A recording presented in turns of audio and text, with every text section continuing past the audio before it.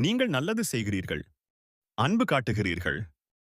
அது எல்லாம் நீங்களா முடிவு செய்கிறீர்கள்? அல்லது உங்கள் உடம்புக்குள்ள இருக்கும் ஒரு இன்விசிபிள் சிஸ்டமா? இந்த கேள்வியை எழுப்பியவர் ரிச்சர்ட் டாக்கின்ஸ். அவர் சொன்னாரு, நம்முடைய முடிவுகள் எல்லாம் நம்மால் மட்டும் வருவதில்லை. நம்முள்ள இருக்கும் ஜீன்ஸ் கூட இன்ஃப்ளூயன்ஸ் பண்ணும். நம்ம குடும்பத்தை காப்போம், குழந்தைகளை பாதுகாப்போம். என்ன தெரியுமா?